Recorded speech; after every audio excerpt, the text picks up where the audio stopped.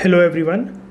अब हम लोग अपनी एनसीईआरटी के पेज नंबर 88 पर आते हैं और जो इस चैप्टर का थिंकर्स बिलीव्स एंड वर्शिप का थर्ड टॉपिक जो है महावीरा के बारे में।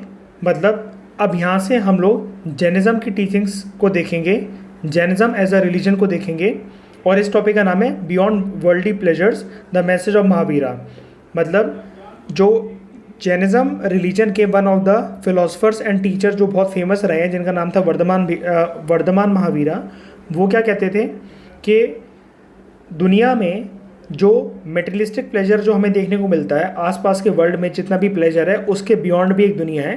तो इसी के बारे में ये टॉपिक बियॉन्ड वर्ल्डली प्लेजर्स, और यही कोर कुछ टीचिंग्स हम लोग जानेंगे इसी में जैनिज़्म की। ठीक है, तो हम लोग स्टार्ट करते हैं इस टॉपिक को। Let's start. सबसे पहले तो कुछ बेसिक ज्ञान अगर मैं आपको दूं तो इस टॉपिक को स्टार्ट करने से पहले वो क्या है, जैसे हम लोग बुद्धिज़्म रिलीजन को गौतम बुद्धा के साथ एसोसिएट करते हैं, वैसे ही generally Jainism as a religion को एक फ़िलासफ़र के साथ एसोसिएट करा जाता है जिनका नाम था वर्धमान महावीरा। ठीक है, वर्धमान इनका ओरिजिनल नाम था। जैसे गौतम बुद्धा का नाम सिद्धार्थ था, ऐसे इनका नाम वर्धमान था।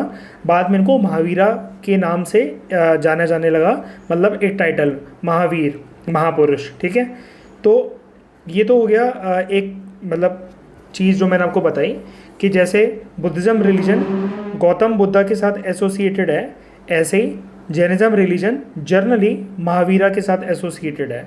लेकिन जैनिज़्म रिलीजन की एक ख़ास बात क्या है कि महावीरा जो टीचर थे, महावीरा जो फिलोसफर थे, he was not the first teacher या फिर फाउंडर ऑफ जैनिज़्म।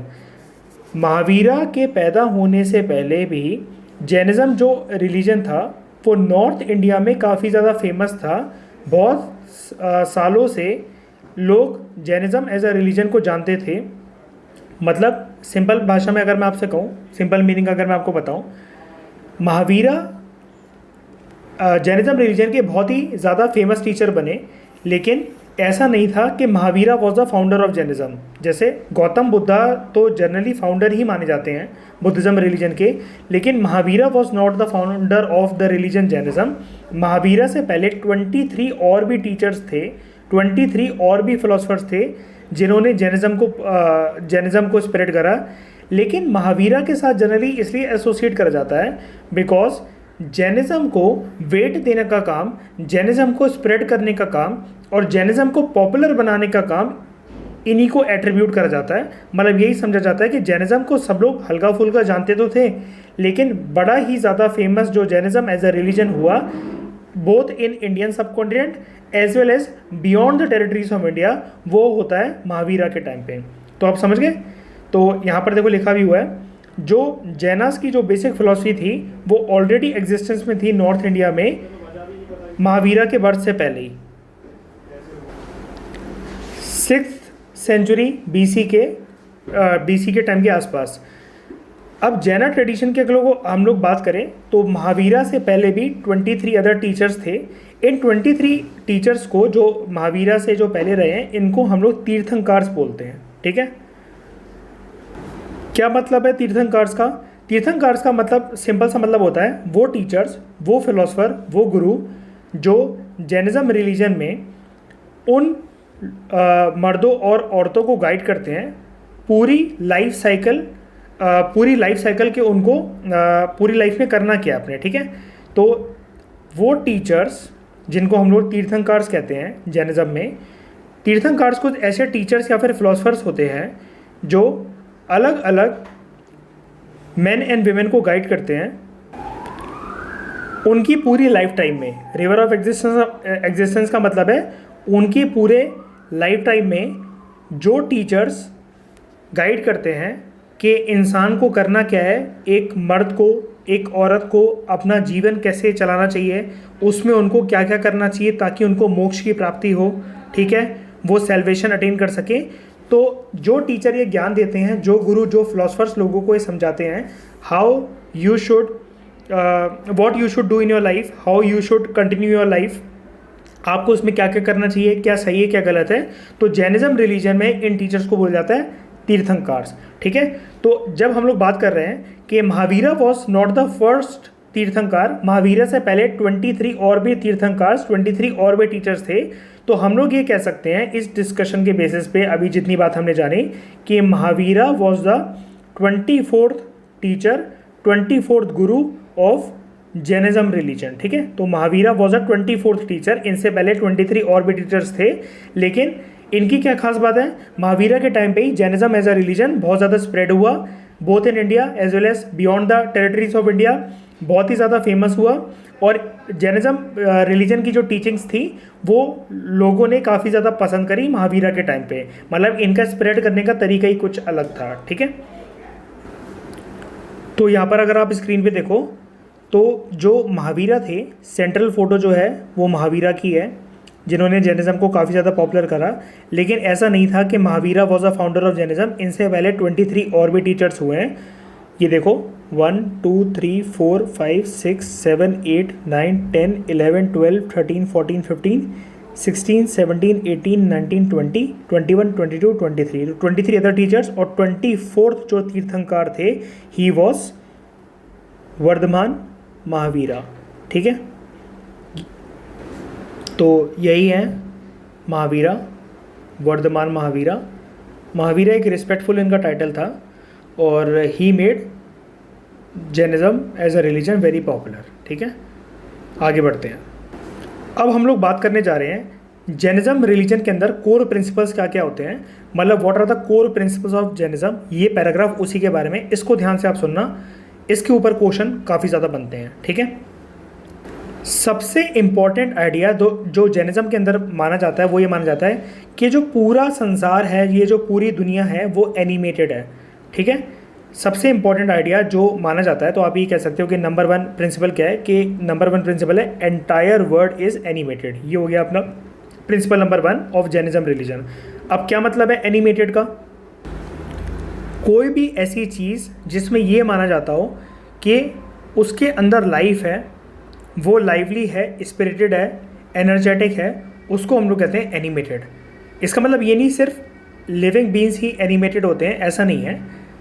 मतलब ये माना जाता है अगर आप कोई भी चीज़ है, जैसे सपोज़ करो अभी आप अगर ये जिस फ़ोन पे या लैपटॉप पे जिस पे भी अगर आप ये सुन रहे हो, तो अगर आप उसको एनिमेटेड मानते हो तो आप ये मानोगे वो भी एनिमेटेड हो सकता है। मतलब मेरा कहने का मतलब है, अगर ये आप मोबाइल यूज़ कर रहे हो या लैपटॉप यूज़ कर रहे हो तो ये भी एनिमेटेड है एक तरीके से, अगर आप ये मानते हो कि इसमें लाइफ है, ये स्पिरिटेड है, ये एनर्जेटिक है, तो वो चीज़ है एनिमेटेड। ठीक है, अब ये किस किस चीज़ को एनिमेटेड मानते थे, ये कह रहे हैं कि दुनिया में हर एक जो चीज़ है, चाहे वो लिविंग हो चाहे वो नॉन लिविंग हो, वो एनिमेटेड है। मतलब सबके अंदर लाइफ होती है। ये तो इंसान ने बना दिया है, कैटेगराइज कर दिया है कि ये फलानी चीज़ जो होती है, इतनी पर्टिकुलर कैटेगरी की चीज़ लिविंग होती है, इतनी पर्टिकुलर कैटेगरी की चीज़ नॉन लिविंग होती है। लेकिन according to the core Jainism philosophy, वो ये मानते हैं पूरी की पूरी दुनिया, the entire world is animated. समझ गए आप? तो उसी एनिमेटेड प्रिंसिपल को एक्सप्लेन करते हुए जैनिज्म एज अ रिलीजन ये मानते हैं कि चाहे कोई स्टोन हो, चाहे कोई रॉक हो या वाटर हो, ये सारी की सारी चीज़ें एनिमेटेड हैं। मतलब स्टोन में, रॉक्स में, वाटर में, सब में लाइफ है। ठीक है, और हम लोग अगर हम लोग जो जैनिज्म को जो नहीं मानते हैं, तो हम लोग तो इन्हें नॉन लिविंग थिंग्स में हम लोग कैटेगराइज कर देते हैं ना। लेकिन जैनिज्म रिलीजन ये नहीं मानता है। जैनिज्म रिलीजन ये मानता है चाहे कोई भी चीज़, अगर स्टोन हो, कोई भी चीज़ रॉक हो या पानी हो, सबके अंदर लाइफ रहती है। कोई भी चीज़, सारी चीज़ें एनिमेटेड है, कोई भी चीज़ बिना लाइफ के नहीं होती है। तो यहाँ पर आप देखो, entire world is animated, rocks, stones और वाटर, सबके पास लाइफ होती है। ठीक है, तो ये हमारा हो गया नंबर 1 प्रिंसिपल जैनिज्म का। दूसरा प्रिंसिपल क्या है जैनिज्म का? जैनिज्म रिलीजन बहुत बड़े सपोर्टर हैं नॉन वायलेंस प्रिंसिपल के। मतलब जो जैना टीचर्स थे वो बहुत ही ज़्यादा बड़े सपोर्टर थे अहिंसा के, जिसको हम लोग इंग्लिश में कहते हैं नॉन वायलेंस। मतलब वो बिल्कुल भी वायलेंस में यकीन नहीं करते थे, और वायलेंस किसी भी चीज़ के अगेंस्ट, जब वो पूरे वर्ल्ड को ही कह रहे हैं कि पूरा वर्ल्ड एनिमेटेड है, सब में लाइफ होती है, तो अगर वो नॉन वायलेंस का प्रिंसिपल अगर प्रोपोगेट कर रहे हैं, तो वो हर चीज़ के खिलाफ ये अपनी आवाज़ उठा रहे हैं कि किसी भी चीज़ के खिलाफ वायलेंस नहीं होना चाहिए। नॉन वायलेंस प्रिंसिपल को वो लोग प्रोपोगेट करते थे। अब जैनिज्म रिलीजन जो है उसके अंदर जो अहिंसा का कंसेप्ट मैंने आपको बताया, या जिसको हम लोग कहते हैं नॉन वायलेंस, वो इतना ज़्यादा प्रोपोगेट करा इन्होंने इतना ज़्यादा माना कि किसी भी बीइंग के खिलाफ, चाहे वो लिविंग बीइंग हो चाहे नॉन लिविंग बीइंग हो, मतलब इनके हिसाब से तो उसको हम लोग कहते हैं कि एनिमेटेड, किसी भी चीज़ के खिलाफ वायलेंस नहीं होना चाहिए। तो इस प्रिंसिपल को, नॉन वायलेंस प्रिंसिपल को जैनिज्म के अंदर इतना ज़्यादा प्रोपोगेट करा गया, इतना ज़्यादा फैलाया गया कि आज जो हमारी इंडियन सब कॉन्टिनेंट की जो कोर परंपरा है, हम लोग भारत में जैसे ये मानते हैं, इंडिया में ये मानते हैं कि नॉन वायलेंस जैसे हर चीज़ हम लोग फॉलो करते रहते हैं। गांधी जी ने नॉन वायलेंस का कंसेप्ट दिया था, बहुत सारे जो फेमस लीडर्स थे इंडियन इंडिपेंडेंस मूवमेंट के टाइम पे वो नॉन वायलेंस का कंसेप्ट फॉलो करते थे। इवन हमने जो अंग्रेज़ों से आज़ादी जो हासिल करी, हमारी जो इंडियन नेशनल मूवमेंट थी वो भी नॉन वायलेंट प्रिंसिपल्स के बेसिस पर थी। तो ये जो नॉन वायलेंट प्रिंसिपल जो इंडियन सब कॉन्टिनेंट में इतना ज़्यादा गहराई से जो असर छोड़े हुआ है, इतना ज़्यादा इसकी गहरी जो छाप है, जो इसका साइन है, वो जैनिज्म फिलॉसफी की वजह से ही आता है। समझ गए आप? मतलब प्रेजेंट टाइम में नॉन वायलेंस प्रिंसिपल को, अहिंसा के प्रिंसिपल को जो इतनी इंपॉर्टेंस दी जाती है, वो हमारी एक लेगेसी फॉलो होती हुई आ रही है जैनिज्म रिलीजन से।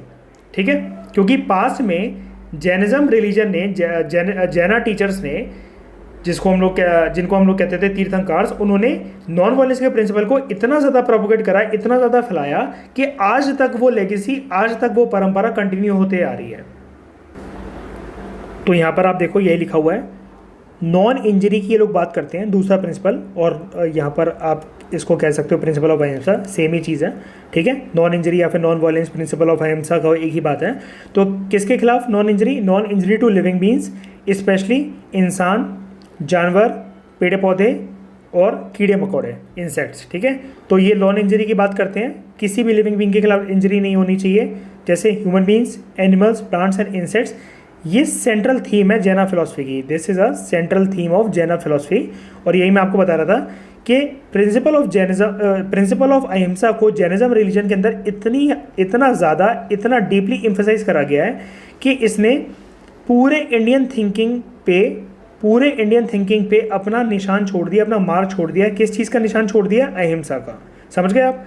मतलब मैंने आपको बताया था जैनिज्म रिलीजन के अंदर, क्योंकि नॉन वायलेंस के प्रिंसिपल को इतना ज़्यादा डीपली फॉलो करा गया है, इतना ज़्यादा प्रोपोगेट करा गया है, इतना ज़्यादा फैलाया गया है कि इसने पूरी की पूरी आने वाली Indian thinking as a whole पर अपना बहुत ही एक गहरा निशान, गहरा साइन, गहरा मार्क, एक छाप छोड़ी है इसने। ठीक है, तो हम लोग ये कह सकते हैं कि the principle of non violence या फिर principle of ahimsa has been borrowed from Jainism mainly. तो अभी तक हमने दो प्रिंसिपल पढ़े, प्रिंसिपल ऑफ अहिंसा, या फिर अगर आप उसको नॉन वायलेंस या ये कहो नॉन इंजरी, तो ये हो गया था हमारा प्रिंसिपल नंबर 2 जो अभी हमने डिस्कस करा। इससे पहले हमने डिस्कस करा था पूरा का पूरा जो वर्ड है वो एनिमेटेड है। तो दो प्रिंसिपल हमने डिस्कस कर लिए, अहिंसा का और एनिमेटेड का।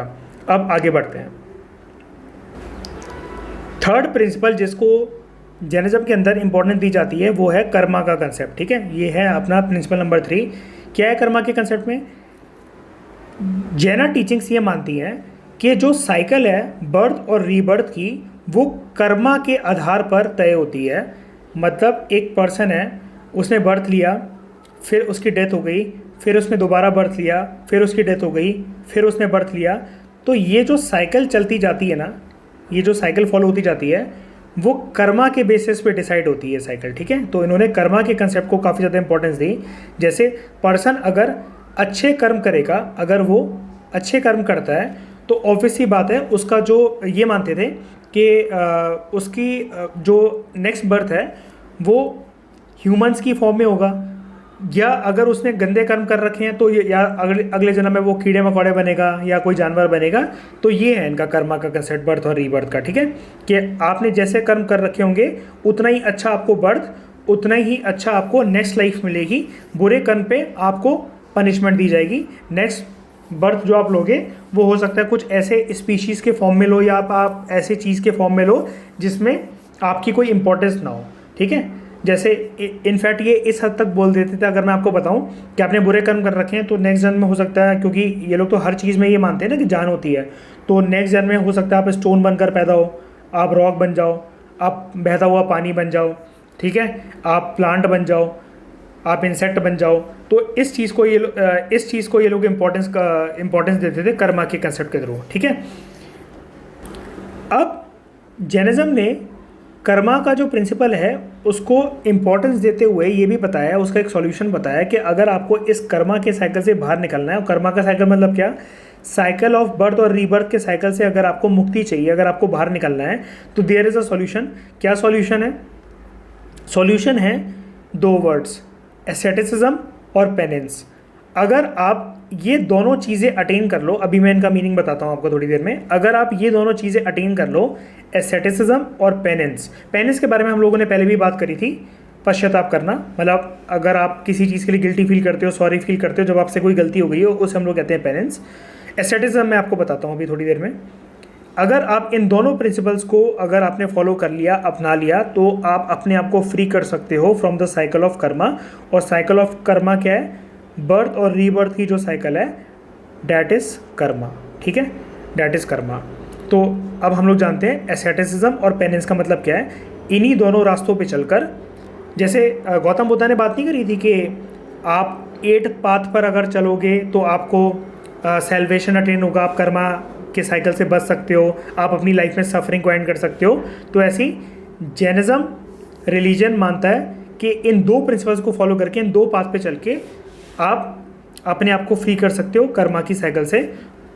और इन्हीं दोनों प्रिंसिपल को अगर हम लोग कहें तो ये फोर्थ प्रिंसिपल बन गया हमारे जैनिज्म का। तो फर्स्ट था एंटायर वर्ल्ड इज़ एनिमेटेड, दूसरा क्या था? दूसरा था कि अहिंसा, नॉन वायलेंस। एक मिनट, यहाँ पर आप देखो फिर से, entire world is animated number 1 principle, ahimsa number 2 principle in Jainism, karma का कंसेप्ट 3rd प्रिंसिपल, और एस्थेटिसिज्म और पेनेंस 4th प्रिंसिपल। तो अभी तक हम लोगों ने 4 प्रिंसिपल डिस्कस करे हैं जैनिज्म के। एस्थेटिसिज्म का सिंपल मीनिंग होता है जब आप सीवियर सेल्फ डिसिप्लिन को फॉलो करते हो और किसी भी फॉर्म ऑफ प्लेजर में इंडल्ज होने से अगर आप अपने आप को अवॉइड करते हो, किस लिए? रिलीजियस रीजंस के लिए। और अगर हम लोग जैनिज्म के कंटेक्स्ट में बात करें तो रिलीजियस रीजन यहाँ पर क्या है? कर्मा के चक्र को तोड़ना, साइकिल ऑफ बर्थ और रीबर्थ को तोड़ना, यहाँ पर कर्मा का चक्र है। इस कर्मा के चक्र को तोड़ना एक रिलीजियस रीजन बन गया जैनिज्म, अगर रिलीजन की हम लोग बात करें तो। जब आप अपनी लाइफ में हद से ज़्यादा सेल्फ डिसिप्लिन फॉलो करते हो, आपका कुछ करने का मन कर रहा है जिसके अंदर आपका कुछ प्लेजर है, आपका कुछ मीन्स है जिससे आपको लगता है कि आपको संतुष्टि मिलेगी किसी भी चीज़ में इंडल्ज होकर, मतलब वो हो सकता है। तो अभी हम लोग देखेंगे थोड़ी देर में कि इवन ये ब्रह्मचार्य को फॉलो करते थे, तो उसमें इन लोगों ने बात करी है कि जो एस्थेटिसिज्म है, आपको सेल्फ डिसिप्लिन कैसे मतलब कैसे लाना अपनी लाइफ के अंदर। तो किसी भी फॉर्म ऑफ किसी भी तरह का अगर कोई प्लेजर है या हर टाइप के जो प्लेजर है, ऑल फॉर्म्स ऑफ प्लेजर, उसमें आप इंडल्ज होने से अपने आप को रोको, अपने आप को अवॉइड करो। इससे आपको कर्मा का जो साइकिल है बर्थ और रीबर्थ का, उससे बाहर निकलने के लिए हेल्प मिलेगी, ठीक है। तो जैसे फॉर एग्जांपल मैं बताऊं तो ये कहते थे कि person should not involve himself और हरसेल्फ इन सेक्सुअल एक्टिविटीज़, ठीक है। मटेरियलिस्टिक प्लेजर में ज़्यादा इन्वॉल्व मत हो, दुनिया की मोह माया तो तुम्हें घेरेगी, लेकिन तुम्हारे अंदर खुद के अंदर सेल्फ डिसिप्लिन होना चाहिए।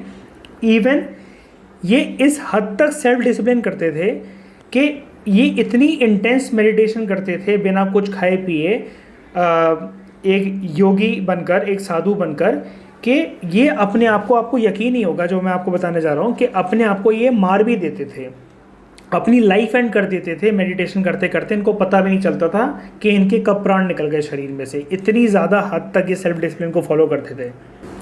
जैसे आप यहाँ पर देखो, एक तीर्थंकर, एक जैना टीचर मेडिटेशन करने बैठा, योगा करने बैठे वो, और उनको रियलाइज़ ही नहीं हुआ कि उन्होंने लास्ट टाइम खाना वगैरह कब खाया था। इनकी हड्डियाँ देखो बिल्कुल बाहर आ गई, ना कुछ खाने पीने की वजह से, बोन्स देखो कितनी ज़्यादा ब्रिटल, कितनी ज़्यादा कमज़ोर बन गई हैं आर्म्स की तरफ अगर आप देखो तो, ठीक है। चेहरा देखो कैसा मुरझा सा गया है। ये सिर्फ एक पोर्ट्रेट है आपको समझाने के लिए, ठीक है। तो इस तरीके से कुछ ये जो सेल्फ डिसिप्लिन फॉलो करते थे, इसी सेल्फ डिसिप्लिन इनके जो अब ये अगर आप यहाँ पर देखो, अब ये severe form of self discipline नहीं है, मतलब ये हद से ज़्यादा कुछ सेल्फ डिसिप्लिन नहीं है। अगर आप इसको देखो तो, कि हड्डियाँ तक बाहर आ गई और आपको रियलाइज़ ही नहीं हुआ कि मेरे को कब खाना है, क्या खाना है। कितना स्ट्रॉन्ग इनका जो सेल्फ है वो कितना स्ट्रॉन्ग है इनका, ठीक है।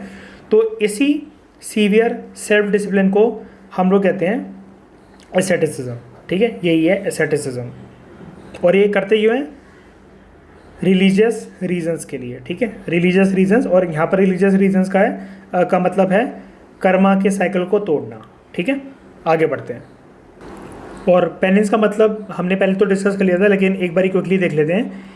पेनिंस का मतलब होता है जो आप अपने आप को पनिशमेंट देते हो, the punishment that you give to yourself, जब आपसे कोई गलती हो गई होती है और आप उस चीज़ के लिए सॉरी फील कर रहे होते हो, ठीक है। तो सिंपल सा मतलब है, आपसे कोई गलती हुई, आपको रियलाइजमेंट हुई उस चीज़ की, और आप सॉरी फील कर रहे हो, आपको बुरा लग रहा है, और आप कह रहे हो कि मैं अब ये काम नहीं करूँगा इतने टाइम तक, तो उसको कहते हैं हम लोग पेनेंस, ठीक है। हिंदी में पेनेंस का मतलब होता है पश्चाताप करना, ठीक है। जैसे आपने अक्सर छोटे बच्चों के मुंह से सुना होगा कि जब वो किसी चीज़ को लेकर परेशान हो जाते हैं या वो दुखी होते हैं, तो वो गॉड से प्रे करके कहते हैं कि भगवान जी मतलब इस चीज़ से मेरे को बचा लो या मेरे को माफ़ कर दो, अब मैं कभी भी चॉकलेट नहीं खाऊंगा, चॉकलेट नहीं खाऊंगी, ठीक है। तो एक तरीके से वो जो क्यूट सी टोन है उनकी बोलने की ना, कि चॉकलेट नहीं खाऊंगा या कुछ नहीं खाऊंगा, जब उन्हें गलती रियलाइज़ हो गई होती है अपनी किसी बात की या कुछ करके, या इस चीज़ से मुझे बचा लो, मम्मी डांटेगी, ठीक है, पापा गुस्सा करेंगे, तो वो भी एक तरीका का पेनेंस है उनका, ठीक है। वो भी एक तरीके का पश्चाताप है। जैसे अगर आप इस इमेज की तरफ देखो, ये लड़की किसी चीज़ के लिए प्रे कर रही है और सॉरी फील कर रही है, ऐसे कोई गलती हो गई होगी, and this is known as penance, पश्चाताप करना, ठीक है। आगे बढ़ते हैं। अब हमने ये तो देख लिया कि इन दो रास्तों पे चल के, एसेटिसिज्म और पेनेंस के रास्तों पे चल के, एक पर्सन अपने आप को फ्री कर सकता है from the cycle of birth and rebirth, जिसको हम लोग कहते हैं साइकिल ऑफ कर्मा। अभी होगा कैसे? तो उसके लिए जो जैनिज्म में जो रास्ता बताया हुआ है, that way is only by renouncing the word, दुनियादारी के मोह माया को छोड़ दो। रिनाउंसिंग मतलब ये नहीं है कि आप मतलब मर जाओ, ठीक है। रिनाउंसिंग द वर्ल्ड का मतलब है, वर्ल्ड का इनसे जैनिज्म के अंदर वर्ल्ड का मतलब यहाँ पर ये है, जो मेटीरियलिस्टिक प्लेजर आप पूरे दिन ढूंढते रहते हो अपने आप को सेटिस्फाई करने के लिए। अब क्योंकि इन्होंने एसेटिसिज्म का कंसेप्ट दिया था, और एसेटिसिज्म का मतलब यही होता है सेल्फ डिसिप्लिन, आप किसी भी तरह के प्लेजर में इन्वॉल्व ना तो बिल्कुल भी, ठीक है। तो जैनिज्म रिलीजन के अंदर ये बोला जाता है कि अगर आपको एसेटिज्म और पेनेंस अटेन करना है साइकिल ऑफ कर्मा को तोड़ने के लिए, तो उसका सिर्फ एक ही सॉल्यूशन है, एकमात्र सॉल्यूशन है, the only solution is by renouncing the word. अब जैनिज्म के अंदर ये माना जाता है, नॉर्मल दुनियादारी में रहकर आप वर्ल्ड को रिनाउंस नहीं कर सकते, क्योंकि मेटीरियलिस्टिक प्लेजर्स आपको अपनी तरफ अट्रैक्ट करेंगे ही करेंगे। अब जैसे अभी हम लोग ये लेक्चर डिस्कस कर रहे हैं, ये कुछ बहुत साल पुराने third century CE, 6th century BC की बातें हैं। अब इतनी पुरानी बातें, हो सकता है आप इसको प्रेजेंट टाइम से रिलेट ना कर पा रहे हो, तो आपका भी मन कर रहा होगा यार ये सब छोड़कर हम लोग यूट्यूब पे कुछ फ़नी वीडियोस देख लेते हैं, कुछ गाने सुन लेते हैं, थोड़ा सा माइंड फ्रेश हो जाएगा, कितना कुछ लिखा हुआ है, ये क्या बकवास बोली थी इन्होंने उस ज़माने के अंदर, ठीक है। तो अब एक तरीके से क्या, अगर आपका यूट्यूब पे गाने सुनने को मन कर रहा है, या किसी फ्रेंड से बात करने का मन कर रहा है, कहीं जाने का मन कर रहा है, कुछ खाने का मन कर रहा है, अब यही है जैनिज्म के अकॉर्डिंग मेटेरियलिस्टिक प्लेजर, दुनिया की मोह माया। और अगर आप ऐसी अपनी लाइफ चलाते रहोगे तो आप अपने कर्मा का जो साइकिल है उसको कभी नहीं तोड़ सकते, ये जैनिज्म कहते थे। तो वो भी बोलते थे आप घर पे रहकर तो ये काम तो कर नहीं पाओगे, तो उसका एक रास्ता है, अगर आपको वर्ल्ड को रिनाउंस करना है तो आप मोनास्टिक एग्जिस्टेंस में आ जाओ, ठीक है। मोनास्टिक एग्जिस्टेंस का मतलब क्या है, याद करो, जैसे बुद्धिज़्म के अंदर वो कंसेप्ट दिया गया था कि आप संघा को ज्वाइन कर लो। संघा का मतलब क्या था, मोनास्टिक ऑर्डर, ठीक है। ऐसे ही ये भी सेम कंसेप्ट देते हैं कि आप किसी एक जैना मोनास्ट्री में आ जाओ। अब क्योंकि आप वहाँ पर जैन मॉन्क्स और नन्स के बीच में रहोगे, तो आप उनको देखकर अपनी लाइफ में severe form of self discipline को लेकर आ सकते हो, और ज़रूरत पड़ने पर किसी काम के लिए आप पश्चाताप कर सकते हो। आप आपसे पास्ट में जो भी डीड्स हो गए हो आप उनको रियलाइज़ करो, उसके बाद उसको पश्चाताप करो। तो ये दोनों चीज़ें फॉलो करना सिर्फ मोनास्टिक एग्जिस्टेंस में ही पॉसिबल है, ये मानते थे। और जब आप मोनास्टिक एग्जिस्टेंस में आओगे तो आपको एक हेल्प मिलेगी इन दोनों रास्तों पे चलने के लिए, एसेटिज्म और पेनेंस के रास्तों पे चलने के लिए। जब आप इन रास्तों पे चल पड़ोगे तो आपका साइकिल ऑफ कर्मा टूट जाएगा, और साइकिल ऑफ कर्मा अगर आपने तोड़ दिया तो आप ये समझ जाओ कि आपने वर्ल्ड को रिनाउंस कर दिया। तो ये काफ़ी ज़्यादा कनेक्टेड कंसेप्ट्स हैं, ठीक है। तो ये हमने 5 प्रिंसिपल्स यहाँ पर ख़त्म कर लिए। तो फिफ्थ प्रिंसिपल हमारा कौन सा बना? फिफ्थ प्रिंसिपल हमारा बना मोनास्टिक एग्जिस्टेंस, ठीक है। ये हमारा फिफ्थ प्रिंसिपल बन गया जैनिज्म के अंदर। लास्ट में जैनिज्म रिलीजन के अंदर जो जैना मॉन्क्स एंड नन्स होते हैं उनको 5 कस्में खिलवाई जाती हैं। तो उनको डिस्कस करने से पहले आप ये एक बारी इमेज देख लो। इस इमेज में क्या बताया हुआ है?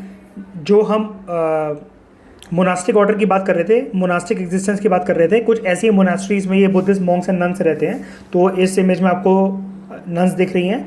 इन लोगों ने एक जैना मोनास्ट्री को ज्वाइन करा हुआ है।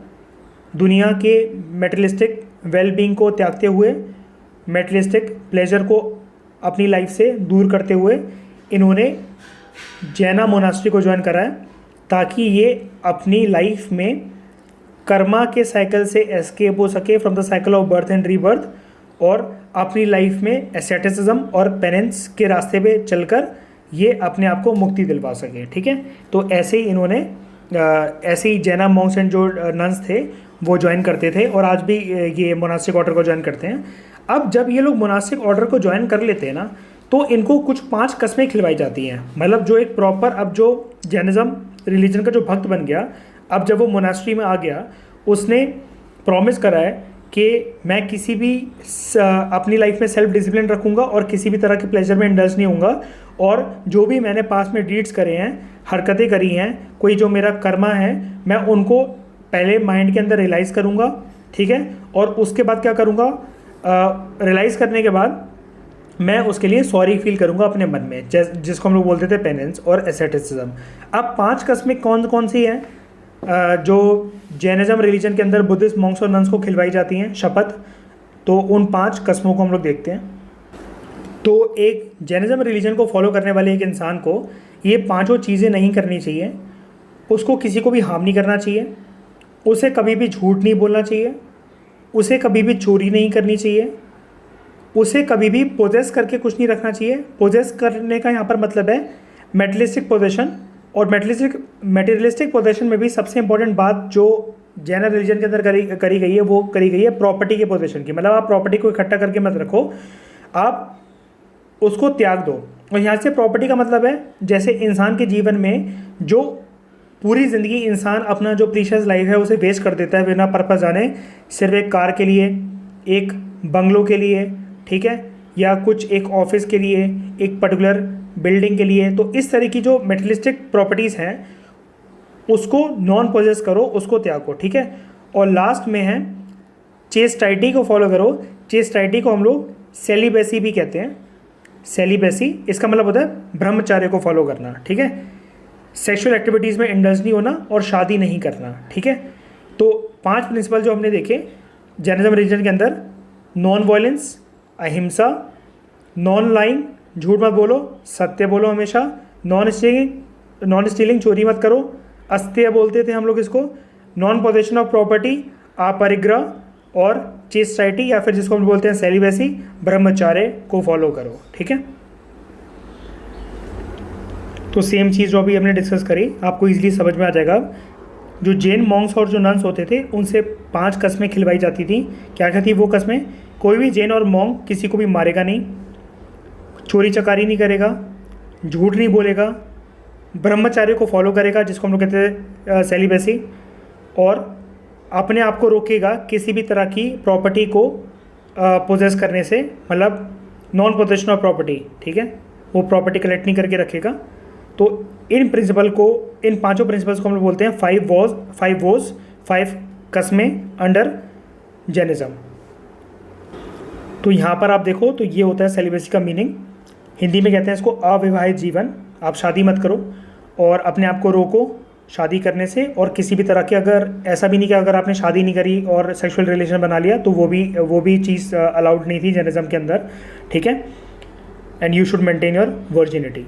अब इसमें दिक्कत क्या आई, जैनिज़्म रिलीजन में जो हमने ये सारे प्रिंसिपल्स जो डिस्कस करे, सारी जो टीचिंग डिस्कस करी, ये हर चीज़ ना एक्सट्रीमनेस में फॉलो करते थे, एक्सट्रीमनेस में, काफ़ी ज़्यादा एक्सट्रीमनेस में।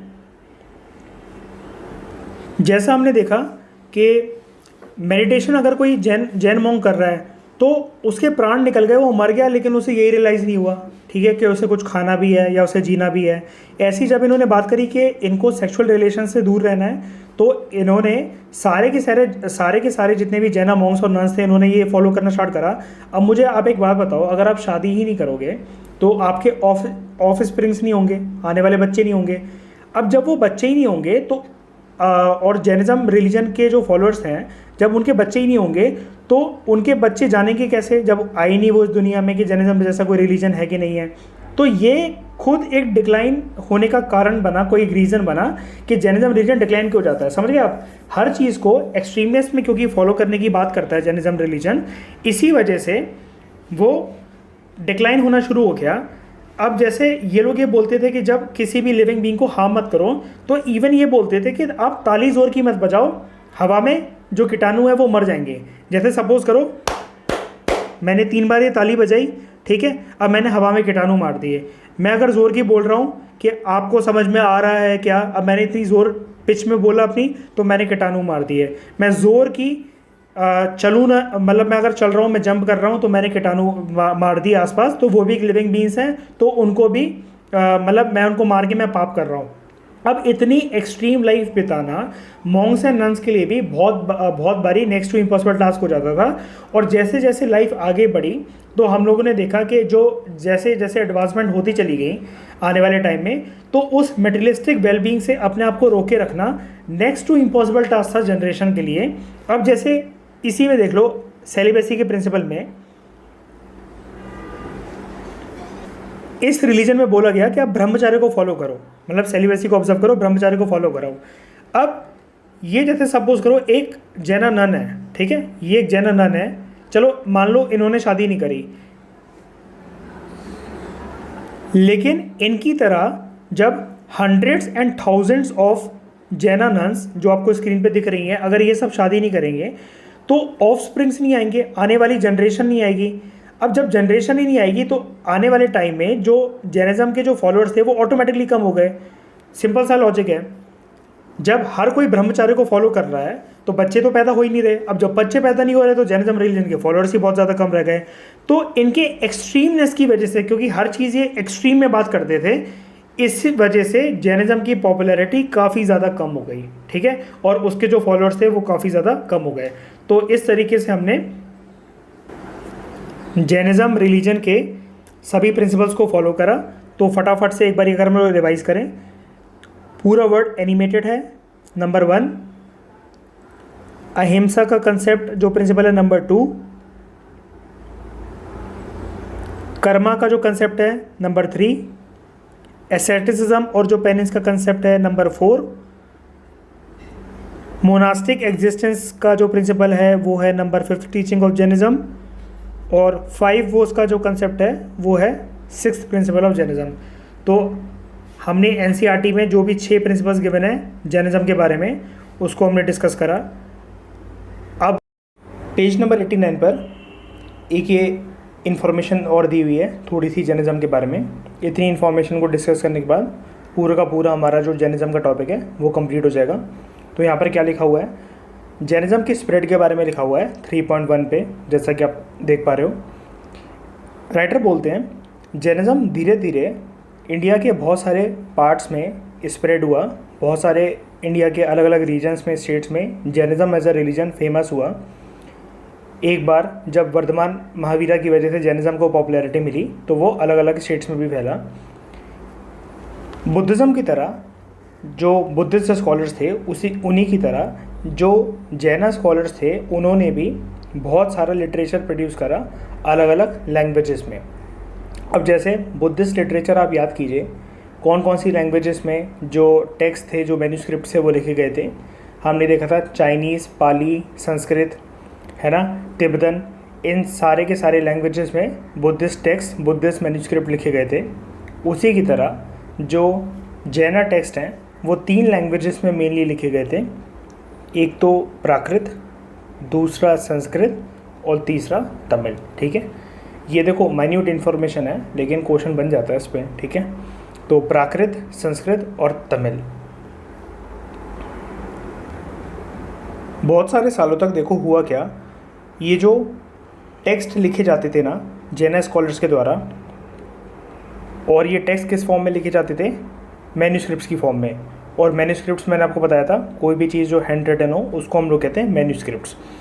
तो बहुत सारे सालों तक हुआ क्या, ये जो इन टेक्स्ट के प्राकृत, संस्कृत और तमिल टेक्स्ट के जो मैन्यूस्क्रिप्ट्स लिखे गए, जो उस पर्टिकुलर रीजन में जहाँ पर ये जो जैन स्कॉलर्स थे, जैन मॉन्क्स थे, इन मैन्यूस्क्रिप्ट्स को लिखते थे, उस रीजन में आसपास जो भी फेमस टेम्पल्स थे, कुछ ऐसे टेम्पल्स जिनके साथ लाइब्रेरीज अटैच थी, इन मैन्यूस्क्रिप्ट्स को उन्हीं लाइब्रेरीज़ में, टेम्पल के साथ अटैच लाइब्रेरीज़ में प्रिजर्व करके रखा गया।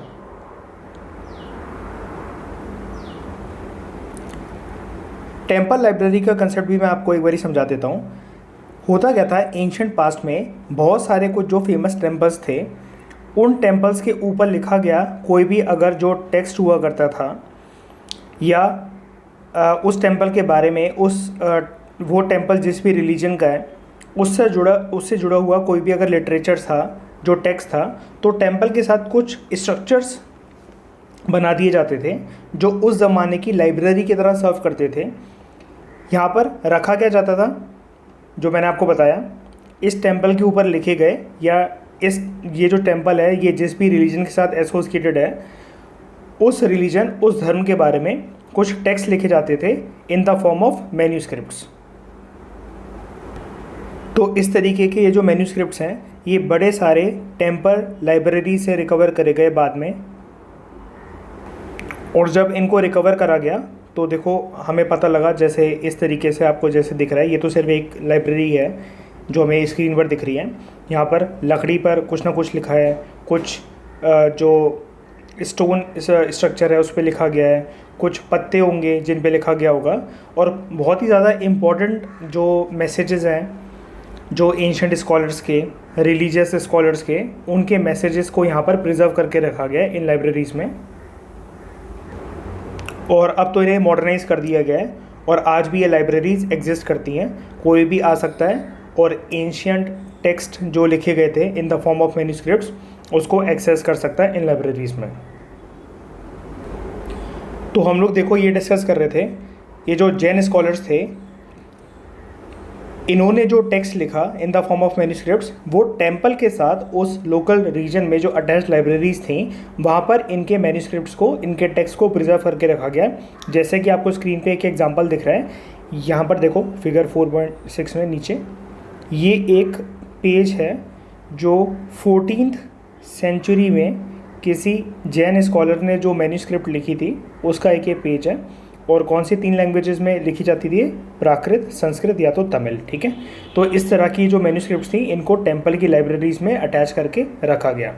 उसके बाद लास्ट पैराग्राफ ये बोलता है, राइटर्स में हमें बताते हैं, जो जैन तीर्थंकर थे, जैसा कि मैंने आपको बताया था 24 जो फिलोसफर्स या जिनको आप टीचर्स कहो, जो जैन रिलीजन के साथ एसोसिएटेड थे, उनके बहुत पुराने जो स्टोन स्कल्पचर्स थे, स्टोन जो पत्थरों से बनी जो मूर्तियाँ थीं जो जैनिज़्म रिलीजन के साथ एसोसिएटेड है, वो इन तीर्थंकर्स के डिवोटीज़ ने बनाई थी। ठीक है, मतलब ये जैसे सपोज करो कोई एक ये तीर्थंकर है, ये एक फेमस टीचर है जैनिज़्म के।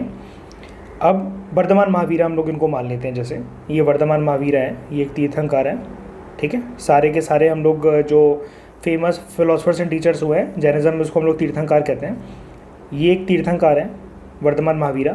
अब इनके कुछ तो डिवोटीज़ और फॉलोअर्स होंगे ना, जो रोज़ शाम को बैठते होंगे, इनकी टीचिंग्स सुनते होंगे, है ना।